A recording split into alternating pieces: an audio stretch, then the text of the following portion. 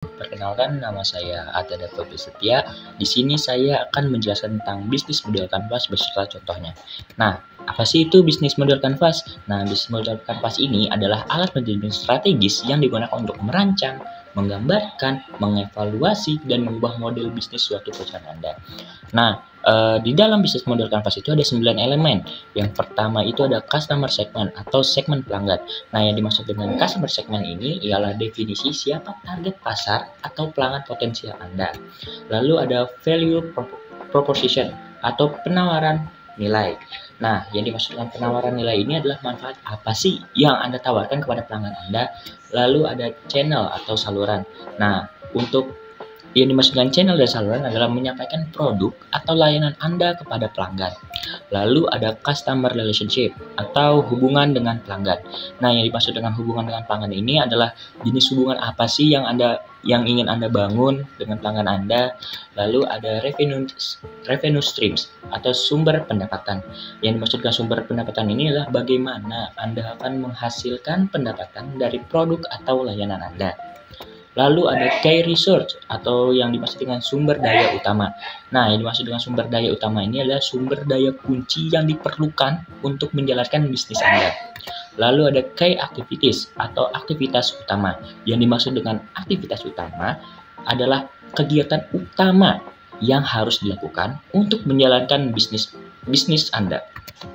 Lalu ada key partnership atau kerjasama utama. Yang dimaksud dengan kerjasama utama ini adalah mitra atau pihak ketiga yang Anda butuhkan untuk mendukung bisnis Anda. Lalu ada cost struktur atau struktur biaya. Nah, yang dimaksud dengan struktur biaya ini adalah semua biaya yang terkait dengan menjalankan bisnis Anda. Ini adalah contoh bisnis model kanvas yang saya buat, yaitu Marine Trip. Nah, di Marine Trip ini saya bikin customer segmentnya adalah pelajar dan mahasiswa, traveler, keluarga, pasangan, dan orang yang penikmat kelautan. Serta customer relationship-nya adalah yang pertama dulu kontak person yang lengkap, pemberian reward, pemberian testimoni, serta repost foto Instagram. Nah, lalu channelnya adalah sosial media. Yang pertama sosial media Instagram, kedua Facebook, ketiga website, dan keempat itu ada TikTok. Nah, value-nya adalah ada harga open trip-nya terjangkau, serta banyak pilihan tripnya. Lalu ada fasilitas dan akomodasi yang lengkap. Lalu ada free dokumentasi selama trip. Dan yang terakhir ada free snorkeling. Nah, kayak activities-nya adalah operator trip. Ada pemesanan trip, lalu penyediaan akomodasi, serta pengaturan ronde.